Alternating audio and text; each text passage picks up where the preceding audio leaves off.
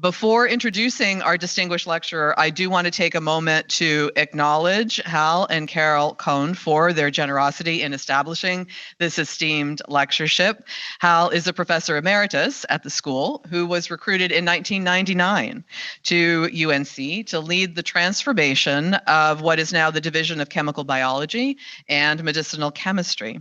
He also served as the first director of the Campbell Faculty Mentoring Program, and we just celebrated the 15-year anniversary of that program, even though we're in year 16, this morning. It's a great pleasure also to have Bill and Karen in the room with us today, so welcome. In 2018, Hal was the recipient of the school's Distinguished Service Award in recognition of his exceptional accomplishments and contributions to the school and also to the profession.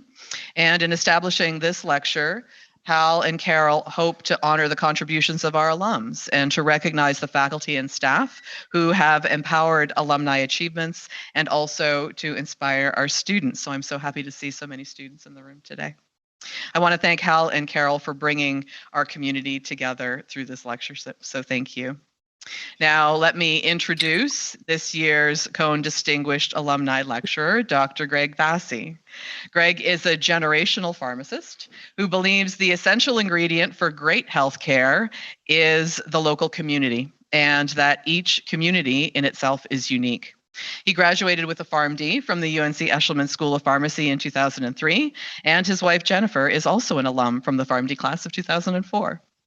Greg has successfully built community pharmacies throughout North Carolina and also co-founded IndyCare as an innovative healthcare hub model that I think you'll hear about today.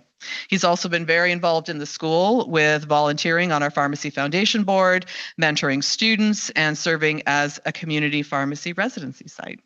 We are very honored to have Greg back on campus, and I'd like to invite him to take the stage. Please join me in welcoming Greg.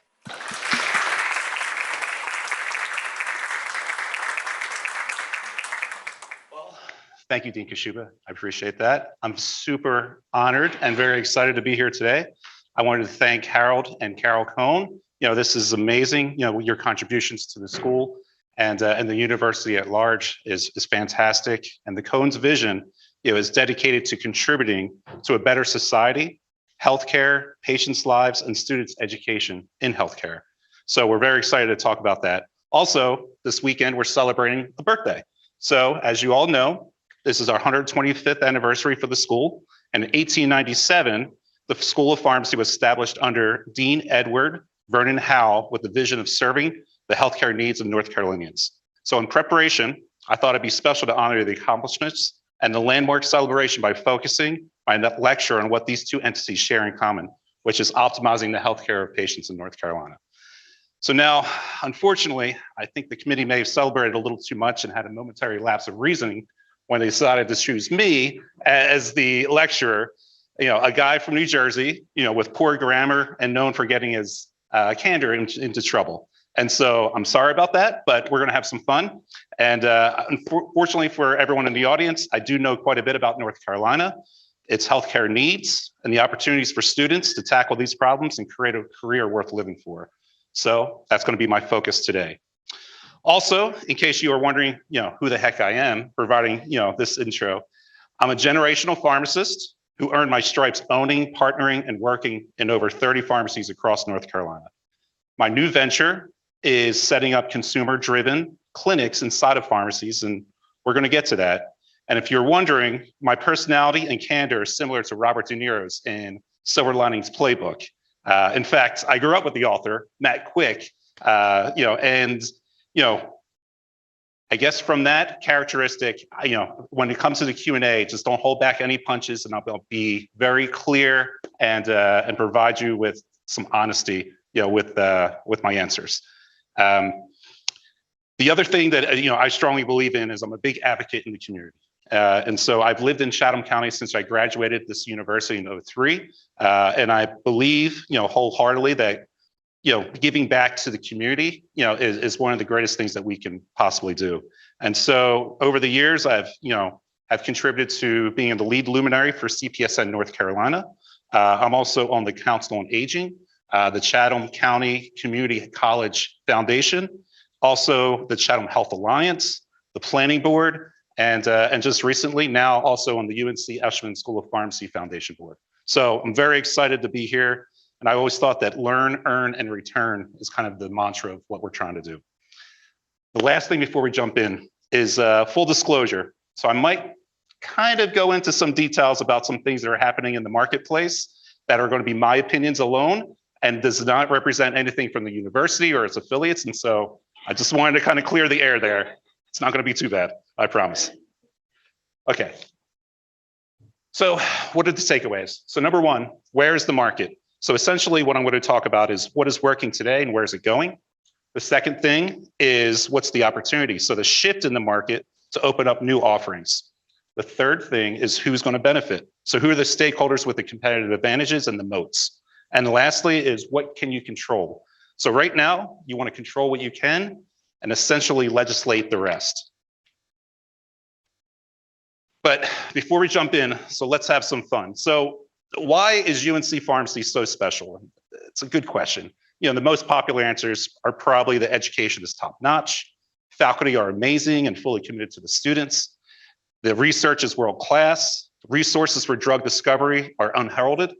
You know, somebody also say that we've got great parking for tailgating, you know, but for me, those are all good answers. But, you know, for me, really, UNC Pharmacy is family. And so how excited were we when we first received our admission letters? You know, for me, little did I know that this was going to be a life-changing event. I mean, what's not to like here? I mean, this is just an amazing university with just unbelievable, you know, resources and commitment from everyone. And so you know, when I said this school is my family, I really meant it. My in-laws, Mickey and Terry Price, met here and graduated in 1976. In fall of '98, I pledged Kappa Psi and was pledge brothers with my wife, Jennifer, who also graduated a year after me. And a funny story, I'm not sure how many of you've read the article that came out about me this week, but it was about the part that I was in a band. Well, it is true. I had long hair and, you know, my wife doesn't remember this. I think she blocked it out. But, you know, I think, you know, when I cut my hair, my music career ended, but my pharmacy career started. And so now that I'm up on the stage, you know, potentially I can, you know, grow my hair back and get the band back together. What do you guys think? I'll get Dean Kashuba to be the, you know, lead singer. So also, I can't tell you how many weddings I've attended with pharmacy friends that we met here, and they're still very close. So reminiscing about my time here at Carolina, you know, made me wonder how many pharmacists marry other pharmacists. And so I dug into some statistics. And does anyone have any idea as far as the pharmacists that marry others in the same field? Anyone? 17%. So that's quite a bit. So my advice is to choose your seats and your lab partners really well. So I dug a little bit more, you know, and I wanted to find out, you know, so that's great for finding a spouse, but what about divorce? You know, this is now nationally over 50%. And so the British Medical Journal studied over 6.5 million people, and across the study population, the adjusted probabilities of ever being divorced were as follows: nurses, 33%, dentists, 25.2%, physicians, 24.3%. And according to the study, pharmacists have the highest marriage success, 22.9%. We're the only ones divorced. So what does that tell me? I think UNC Pharmacy needs to market a little bit better. So not only do you get the #1 best pharmacy education in the country with unlimited access to great faculty and resources, but we also help you find a spouse and reduce the risk of divorce. So to me, that's a value proposition. Okay, so enough of the horseplay. So let's get down to business here. So like I mentioned, pharmacy is my blood. What we have witnessed over the last century is an evolution of the brick and mortar business. Obviously, each has been great at dispensing medicines. That's just a given. However, if you dig deeper, what you begin to notice is we have always been an accessible provider for our patients. We are each unique in its offerings, dependent upon the needs of the community, and we continue to grow our influence as we embrace innovation and technology. That will only continue for those who embrace change and adopt new bolt-on features, adjacencies, and services in the future. So, Here is where my great-grandfather graduated from pharmacy school in 1923 and opened up a pharmacy in Atlantic City. I can only imagine the fun and the things that happened back then. I have his diploma sitting in my office, and it provides me a lot of inspiration for what I do. And then my in-laws, went on to actually become the lick, stick, and pour days of pharmacy, which brought about managed care and also HMOs and all those other things. Then we just recently left, in my opinion, the big box era of the pharmacies, where you just jam-pack everything you possibly can into as many square feet as you possibly can. And what we're about to embark on is the pharmacy and clinic service model. Now here, I have anticipated this, a few years ago, and this is what we're going to be talking about a little bit today.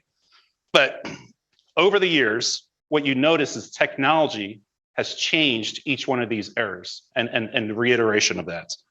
So we've always straddled healthcare access and retail consumerism.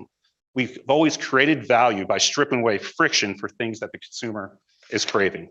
So peering into the future, these models will undoubtedly be disrupted as well. Every S-curve in business always is. Today, venture world is looking at technology that includes AI, blockchain, quantum computing, digital diagnostics, and much more. So we should anticipate a future where we'll continue to evolve as Moore's laws of technology unfolds. Now, I know you've all heard that brick and mortar is dead. It's the retail apocalypse. For most businesses, that is true.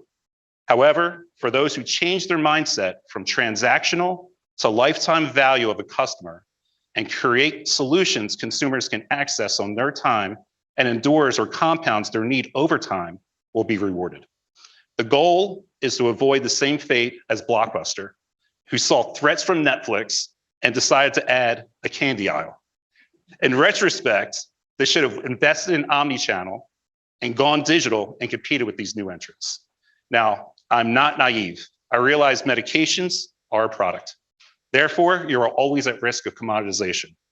If your purpose is just to fill pills fast and cheap, and if that's your model, best of luck.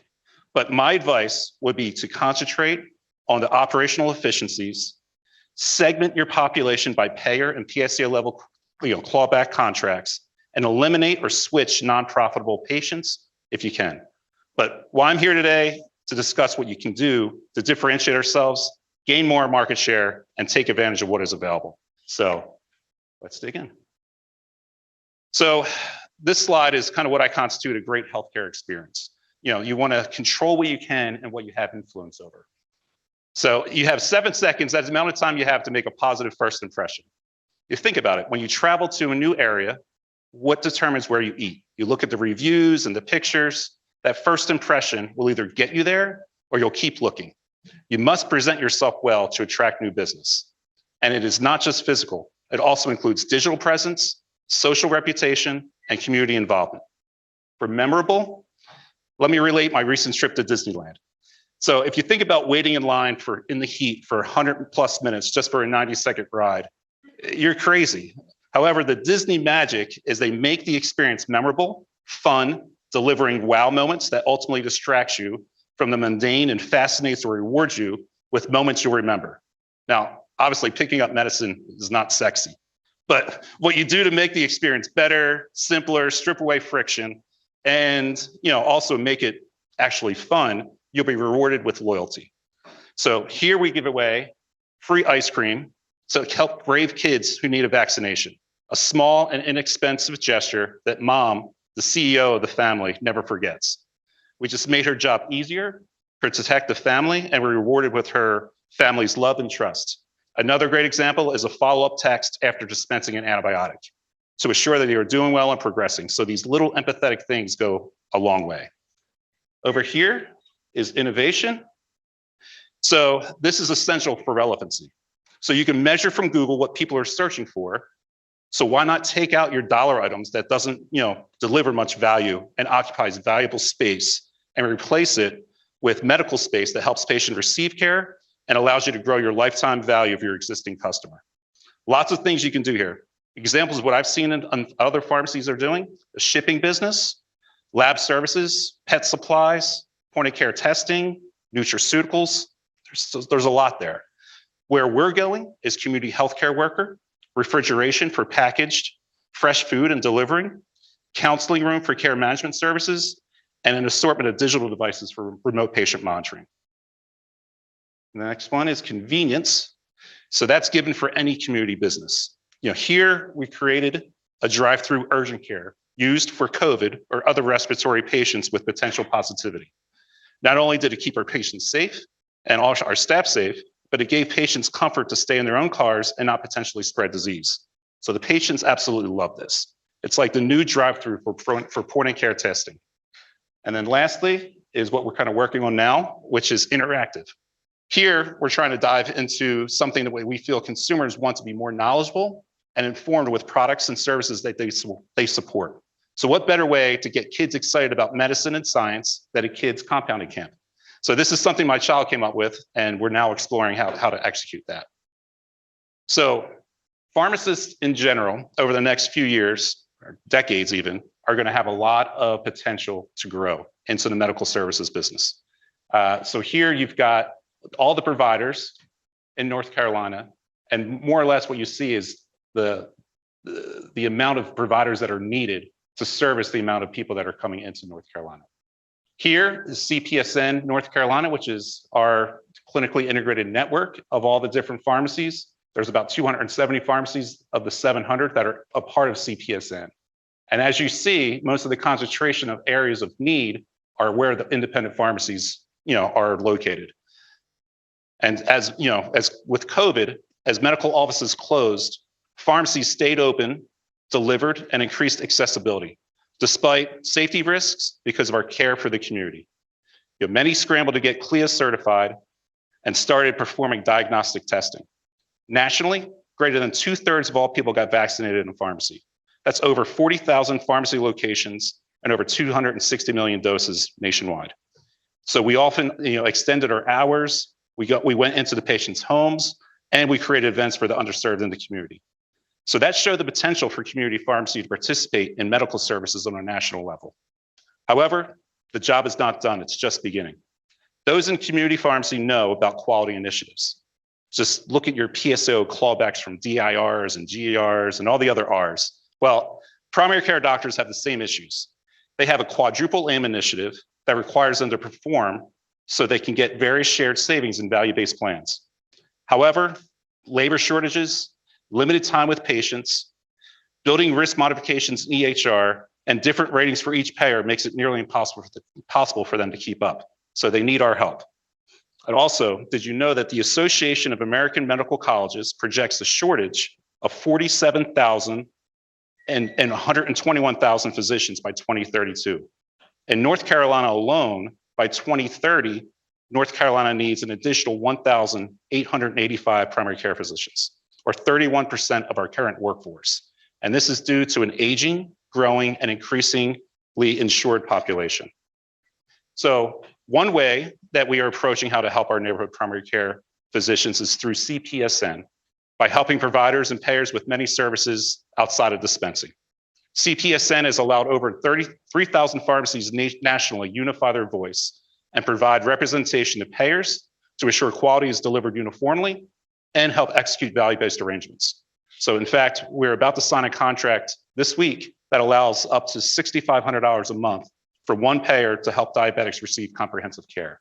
And there's more of this to come. The other big opportunity that we see is North Carolina is growing and graying. Now, here, I like to think of North Carolina kind of like me, growing in the middle and graying on the periphery. So, a crisis is coming upon us to take care of this population. I like to call it the demographic summit. North Carolina is also becoming more diverse and will continue to expand its attractiveness for investment. So what does this mean for pharmacy? Opportunity. Some will prefer a facility for the last mile, but most of us will not be able to afford it, and the state Medicaid system will be stressed. In the latest 2021 Medicaid publication, it shows a 42% reduction in Medicaid costs when older adults transition back to their home versus staying in the facility. So the state will be looking for solutions to keep people at home to age. Brick and mortar is the perfect place to blend medical and retail with the more support in the home. Technology will help keep caregivers and loved ones informed, but we will be relied on to help the last mile of care with aging in place services. So the question is, how will pharmacy get themselves involved, more deeply with this? Okay, so this is a complicated slide. So those things we can control. This is kind of the we can't control bucket. So this represents where healthcare payment is today. I think of it as a war waging for the future of healthcare, or maybe a David versus Goliath story. So you've got payment, which is shifting from fee for service to value. Now you've got the quadruple aim here, which essentially means this is your measuring stick for care. So you want improved care, decreased costs, enhanced patient experience, and you want to ensure providers are satisfied. And you've got upside risk and you've got downside risk. So the upside risk is when you participate and receive rewards for hitting targets. So examples of this are ACO shared savings, PCMH, which is your patient-centered medical homes, your CPC Plus or your comprehensive primary care plus models, and also your next-gen ACOs. The downside risk is probably something that pharmacists all know about.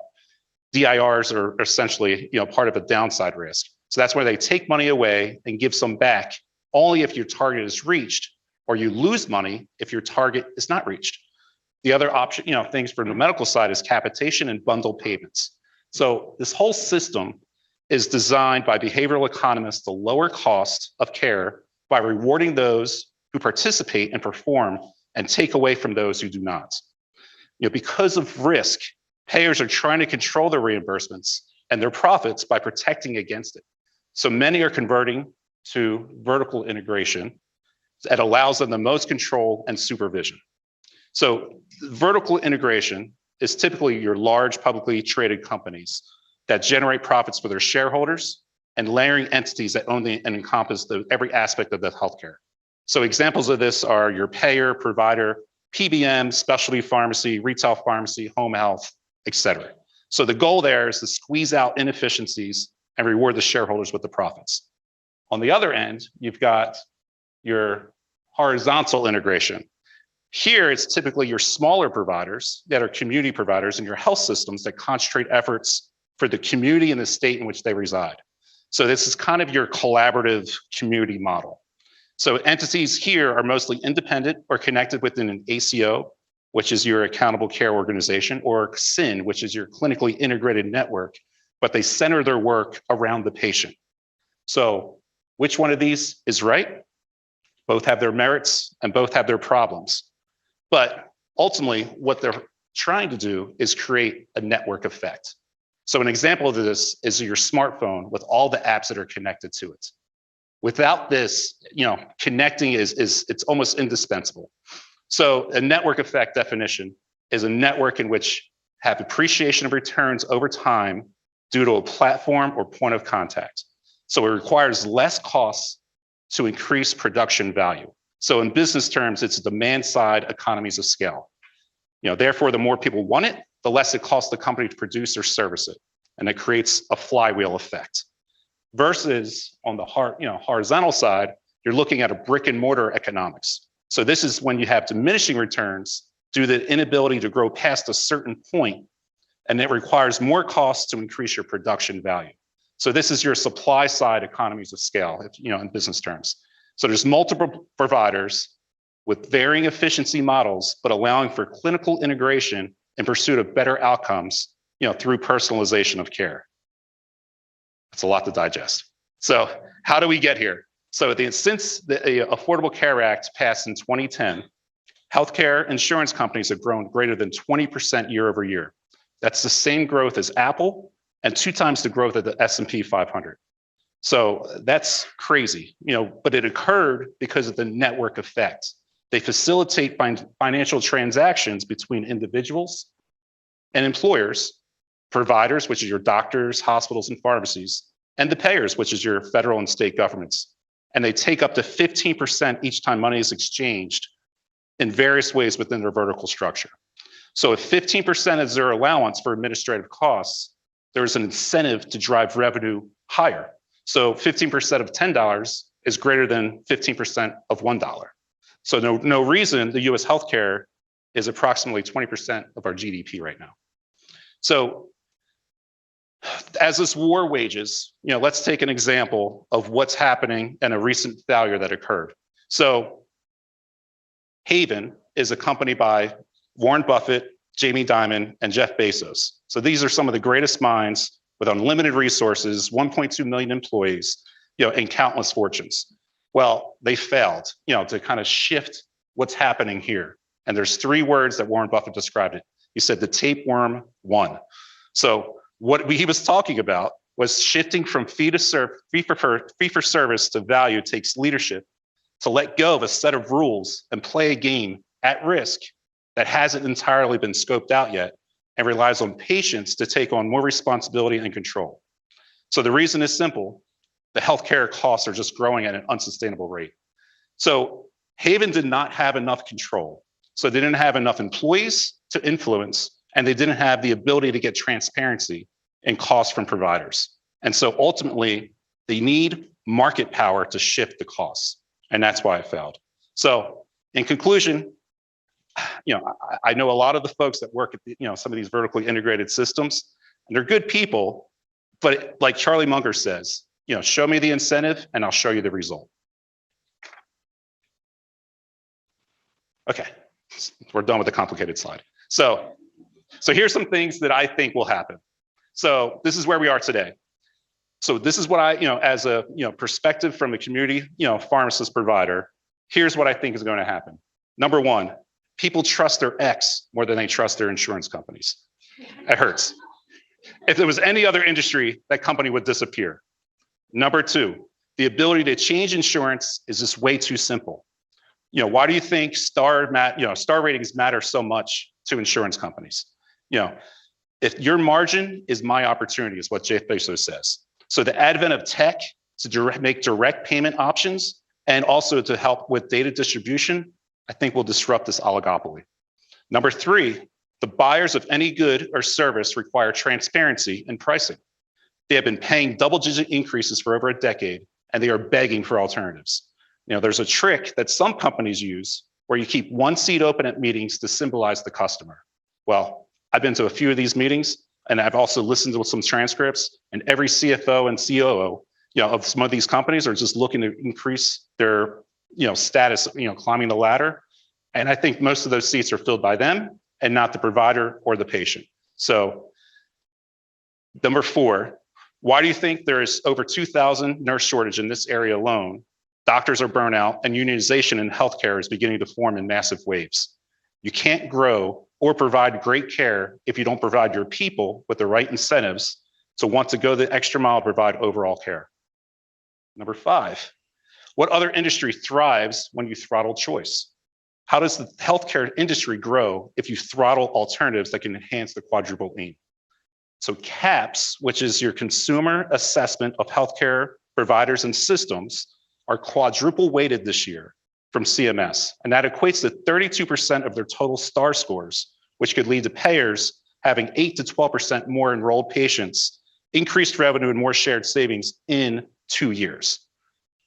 You would think that they would want to partner with someone who has really good NPS scores, which are net promoter scores, but haven't seen any of them try to link up with independent pharmacies that have NPS in the 70s or 80s. And I looked today to see where some of these providers are. Well, one has a -10 rating, which the rating is -100 to +100. So one has -10. Most of the bigger payers have in the 5s. And then there was also one that was -44 that I saw. Afterwards, we can tell you which ones we were. But also, I don't know if you read the news today, but there was one that lost their STAR rating from 4.5 to 3.5.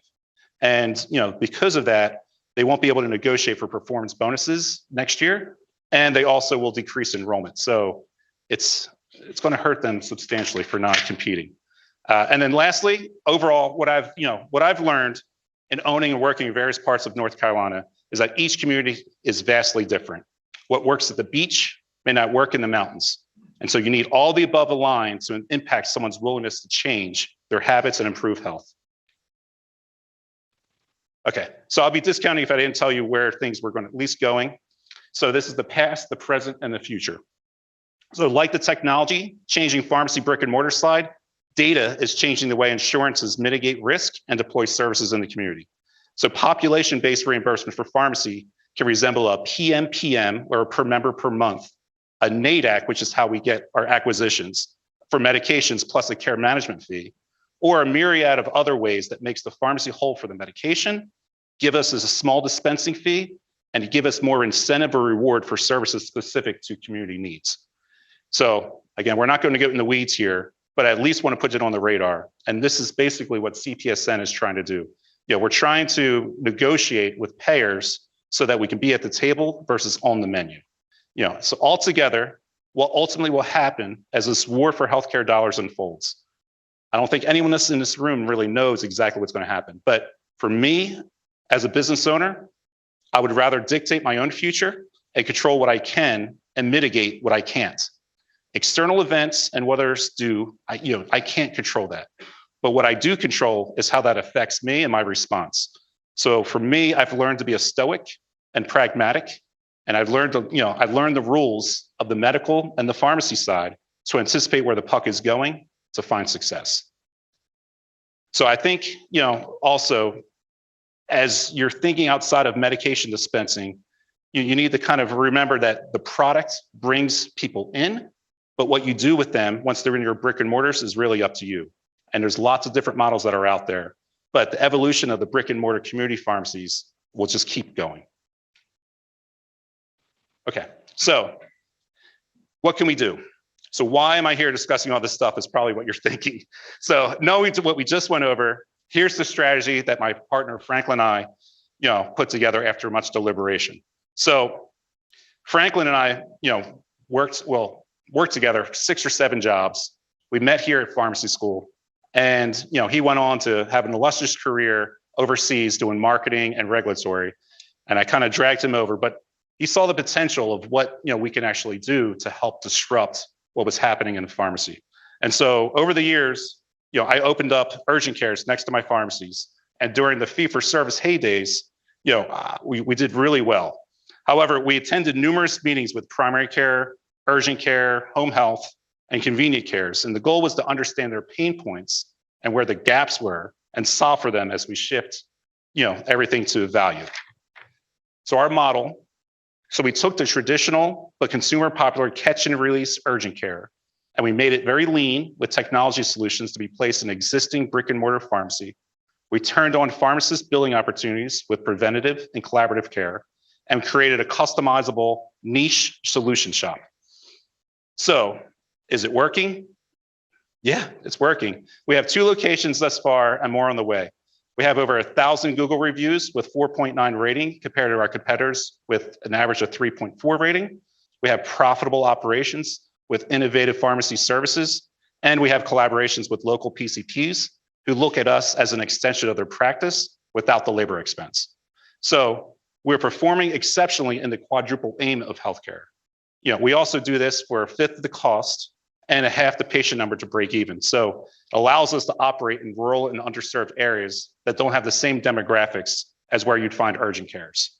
So are there other business models that are out there? Absolutely. But our model is the one that, is not the one that will, only one that will merge. So here's a few things I've learned along the way. So to me, great healthcare is local. You can't find, because all the things I just went over, great healthcare that's cookie cutter in nature. Also, our patients' needs trump all of us. Remember that, the patient is firmly center and they can, choose to engage with us or not engage with us. And so we need to make sure that everything that we do concentrates on them. As far as, changing, different things to help with our workflow, the opportunity criteria, it's got to be profitable, marketable, bring value to partners, and implemented, into your existing workflow to make sense. And then pharmacy's unfair advantage is we have trust equity, relationships with local, that are local and accessible and collaborative. Our job is to close care gaps. And then ultimately, we need to figure out how to evolve or we slowly fade away. So last slide. So I want to close on a quote from Dr. Mark Hyman. The power of community to create health is far greater than any physician, clinic, or hospital. In my opinion, this may be one of the best times to be a pharmacist. So much change will happen in the next few years, and it's very exciting. Looking back, my journey is so much more rewarding than the destination. So enjoy this time with your friends, colleagues, and faculty. You'll have relationships that'll last a lifetime, so really soak it up. And I'll share with you what I share with my kids. Stay curious, lean into challenges, learn to be comfortable in the uncomfortable, and practice empathy. So collectively, our time at UNC has given us this community and individually allowed us to pursue our own paths to happiness. My hope is in that 125 years, my kids will be talking about their pharmacies and the impact that they made on their neighborhoods. And maybe PBMs will be gone by then. But until then, let's thank the Kohns for their commitment and celebrate our achievements and honor this great university for reaching 125 years on top. And let's just keep discovering medicines and transforming our profession to allow us all to reach 125 years on top as well. So, thank you.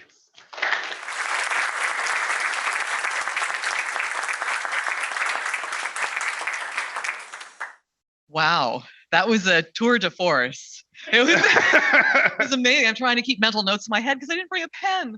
So that was terrific, and I'm glad it was recorded so that I can go back and review it again. So what I think you've shown us is the potential for community pharmacy coming down the future, and the excitement around that. Because who we are training here is we are training clinicians, we are training healthcare professionals, and a robot can dispense medication, and you don't necessarily need that piece anymore. But what we do need are healthcare professionals, accessible healthcare professionals. We are the only accessible healthcare professional off of the street. You can walk into a store and you can see a pharmacist. And so the opportunities there to transform healthcare and increase the health of communities while saving dollars is really phenomenal. And I truly believe that community pharmacy is kind of that next great step in clinical care. And so I was very excited for your presentation. We are going to open the floor for any questions. Maybe I'll start with one, and then we can kind of go around the room and see what other questions you might have for Greg. So tell me what the best career advice you ever received was. So best career advice was probably, something that I'm a value investor guy. And so I listened to a lot of podcasts, and Warren Buffett actually said, if you could be independently wealthy, what would you want to do?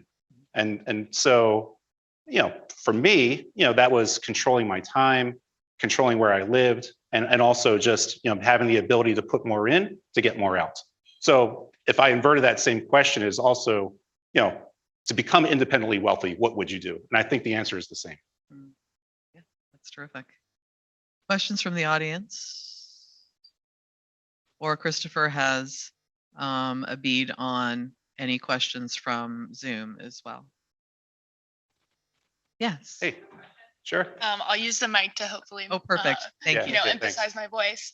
So I had the privilege of working at an independent pharmacy as one of my immersion sites, and they're a pharmacy that's really committed to evolving their clinical services and a lot of what you were talking about to really care for our community.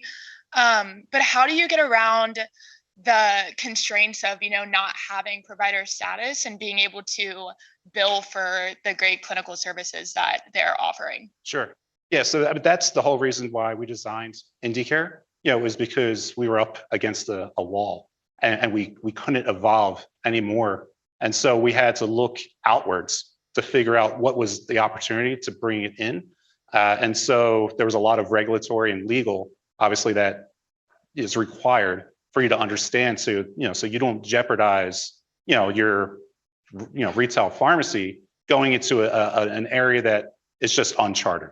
And so by reaching outwards and then just really trying to absorb from all the different conferences that we went to, the pain points, and what we can actually achieve, is kind of how we designed our model. But it was ultimately for that purpose alone, because we saw DIR fees and we saw all these things that were out of our control, and we said, well, what's the next step? And that's kind of how we did it. Great question. I was just meeting with a team of faculty earlier today to talk about team-based care and how we reach our legislators to talk about team-based care and reimbursement for team-based care. So we're trying as a school community to also advocate at that legislative level for some change. Scott. First, just great overview of the healthcare system with passion and energy that, most people don't have an appreciation for, but I was hoping you could just comment. You talked about PBMs, but what do you see out there in terms of opportunities for graduates around the nonprofit PBM space as a disruptor? And then simultaneously, just your lens on partnerships with employer groups, which I don't know if we teach that well, but going out and kind of the disruption available in those two spaces from your perspective. Sure. So, all insurance companies are beholden by the employer and the individual. That's how they start their vertical integration. So without that piece, the rest kind of falls apart. So if you do have a transparent PBM and you have all the other pieces in the market share to be able to kind of disrupt and go after the employers and the other providers that are in the area, potentially the hospital to kind of buy in and the specialists, you can create a local community niche, that you can thrive in.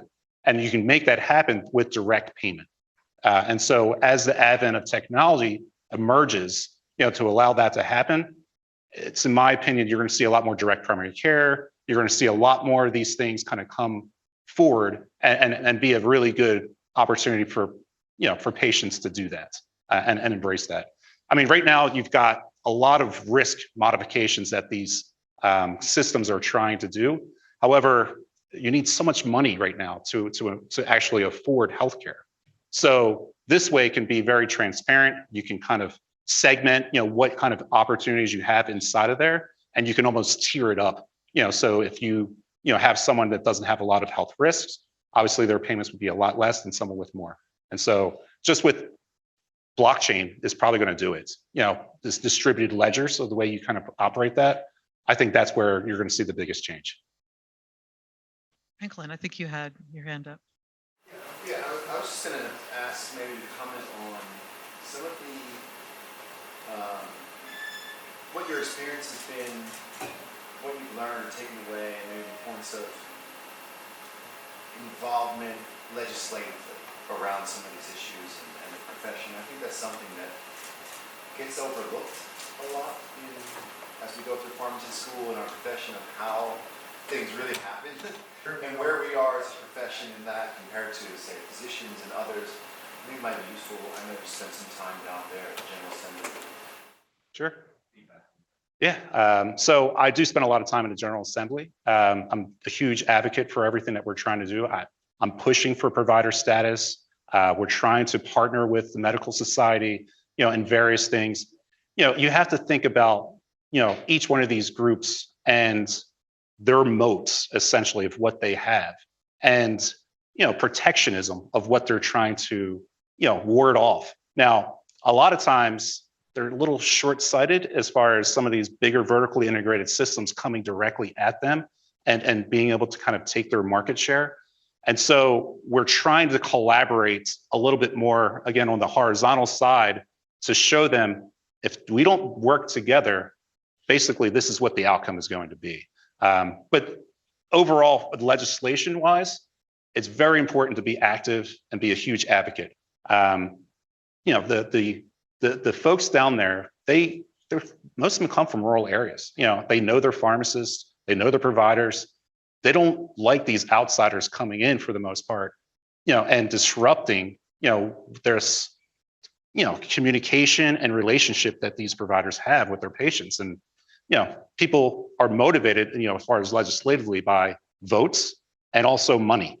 And so advocating and pushing and having a very, collective response that says, okay, how many folks are a part of NCAP, which is our North Carolina Association of Pharmacists, how many members, and how much are you fundraising? Because these other folks are really going after certain things heavily. And we don't have a lot of, money right now with the fundraising. It's because we're too disjointed, as a group. Community pharmacy, hospital pharmacy, All these different pharmacies have their own agendas, but we have to come together. Otherwise, we're all going to lose in the end. Absolutely. Hal? What knowledge and skill sets do pharmacy students now need to acquire to grow well in these model systems that you propose? This is just for the people who are online. So skill sets that pharmacy students need now in order to be successful in the models that you're proposing. Yeah, so I think the pharmacy school does a great job already of preparing them. I know when I came out, I mean, I had a lot of clinical knowledge, but I had nowhere to apply it because the incentives aren't there to apply knowledge. It's there to fill prescriptions fast and cheap. And so I think as our model emerges and other models potentially emerge, that gives a sustainable revenue source, the knowledge of, disease state awareness. I mean, the things that are open to us right now, remote patient monitoring, collaborative care, with CCM, there's a transitional care, which is, when someone leaves the hospital and you're looking at all their medicines and making sure they have a soft landing to go back into the home. There's lots of things that we already know how to do.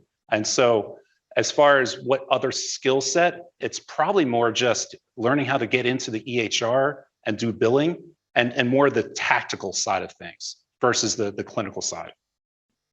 Yes. So what exactly are PBMs and DIR fees? It's like I'm kind of in the dark on that. Okay, yeah, so I tried not to use a lot of acronyms, but healthcare is riddled with them. So a PBM, is basically a pharmacy benefit manager. So a pharmacy benefit manager was designed to be the middleman, that can negotiate, the price on medications from the manufacturer down to the consumer.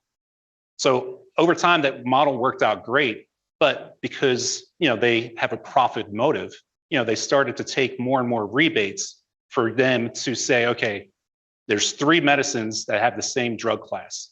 Which one goes on the formulary as first tier, second tier, third tier? It's that rebate that gives them the money. So they make sure that they put one who gives them the most on the first, and then the second and the third. So that's kind of how things are right now. And a lot of times these insurance companies, the big ones, all own the 3 biggest PBMs. And so they're the ones that are kind of puppet stringing, everything as it goes out. So that's where I said the 15% administrative fee, is layered inside of these vertically integrated systems because it's just captured there. So the incentive is to bring the money up as much as possible to keep 15%, which is a higher dollar amount. And then that's PBM. What was the other one? The other one was the DIR. So DIR fees. So that's how they claw back, fees for quality. So they provide every year, metrics on what your pharmacy is doing as far as adherence and looking at certain metrics. Now, say I have a metformin prescription and I can give you that metformin, it costs me $2. And then I can sell it to you for $4. Well, because of certain rules, I have to use their insurance, which the insurance charges you $10 for that same medicine. But then the clawback comes in and takes out $7. So it's a system designed, to allow them to have more captive, amounts that they can take if certain metrics aren't being fulfilled. Does that make sense? Okay. Yes. Had a question. I was also going to reassure all the first-year students in here that you will learn this in your second year of pharmacy school. Dr. Stephen Eckel and John Easter, both teaching U.S. healthcare system and the pharmacy business enterprise, you will learn that. So just in case you're curious. But I had a question for you, Sure. Dr. Vassie. In your business model for clinical services, that part of your business model, you talked a lot about we live in this world of fee for service that's moving toward value. Does your business model currently go between both? Are you seeing a growth in the value-based portion of your business model, or? So on the pharmacy side, we haven't really seen much on the value side other than the DIR fees and then trying to just keep up with all the different quality initiatives that come out every year. On the clinic side, it is very much fee for service, but then also there's the quality initiatives that we collaborate with the primary care physician with to helps them, with all their value-based things that they have to do. So that's how they get their shared savings from certain, contracts that they have. And so that's where you're closing care gaps. So HEDIS measures, and, looking at, say, A1Cs and making sure, particularly in the fourth quarter before the year ends, there's a lot of hurry up and just do certain tasks to make sure that they check the box to say that they got those things done. So in those contracts, they have various things that they need to perform, and we try to help them manage those. Yes, Bill. Provocative discussion presentation. Thank you. It strikes me if Bernie Sanders were listening to you, he would be cringing. And so at a macro level, Yeah. as we look at the evolution of healthcare, and even with the Affordable Care Act, there was the Affordable Care Act in a profit-driven, market-driven mode, and then there was the proposal for an alternative government-driven model alternative, and that never happened. But there's always this dynamic between this approach, the market approach versus the public approach, and then some sort of hybrid approach between all of that. Could you kind of speculate into your crystal ball about how that all kind of looks 10 years from now? I mean, so it depends on the political party that's in favor, obviously. There's lots of favoritism, for certain types of vertical integrated systems that are out there, and a reluctance to change just because the money is just so good. So the lobbyists and everyone else is pushing against any sort of real change that might happen. I mean, even our diagnostics might be 20 years, behind because they don't want to change. The goal isn't to change, it's to keep and retain and grow that system. So on a macro level, in the crystal ball, which is cloudy, I can only imagine, that macroly we printed $30 trillion in the last, 2 years. We're going to run out of money in this country, and we're already upside down as far as if you're looking at a fiscal budget. So they're going to have to drive, this healthcare dollar down because it's 20% of our GDP. And other countries, they get much more value for a lot less.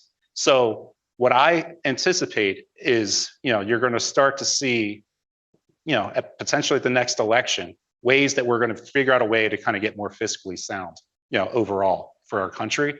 And I think from what I've seen, the universal healthcare system will probably be introduced.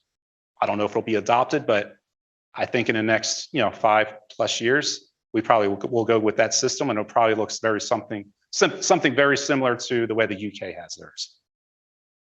If I were to think about where it's going, I have no idea though. I don't think anyone does, but that's what I think. Question. Yes, Bob. When most people hear blockchain technologies, they think of cryptocurrency, not healthcare. I'm wondering if you could expound a little bit more on how you plan on applying that as a strategy to enrich your business model. Sure. So blockchain is kind of the underlying technology that is kind of driving these currencies. Now, the currency is an easy thing to manipulate, and that's why you hear about, Bitcoin and Ethereum and all these other folks that are kind of getting into that.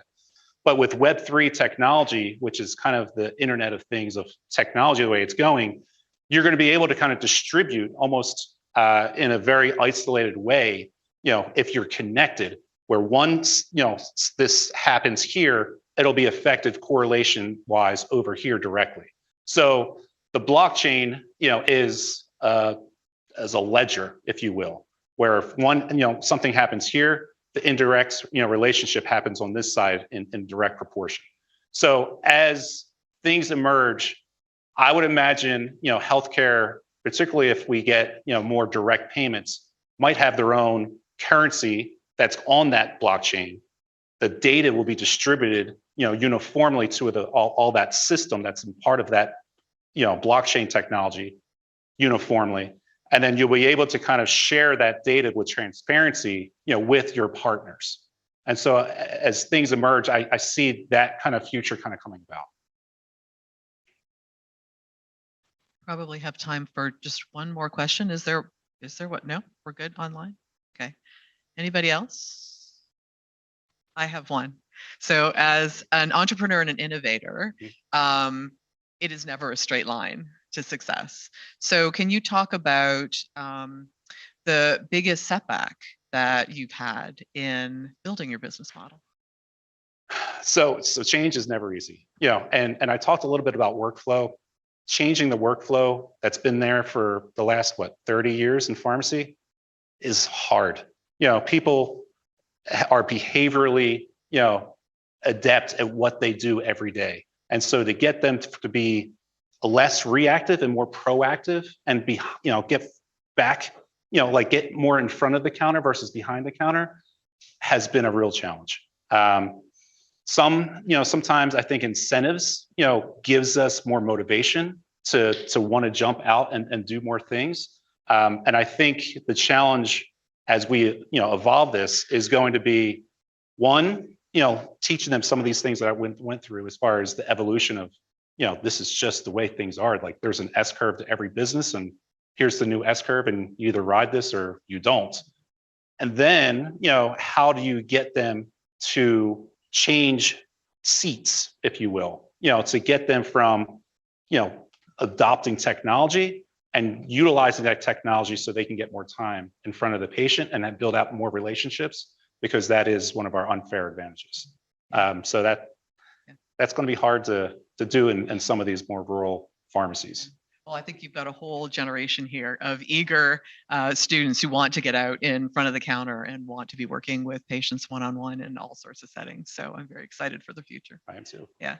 Would you join me in thanking Greg very much?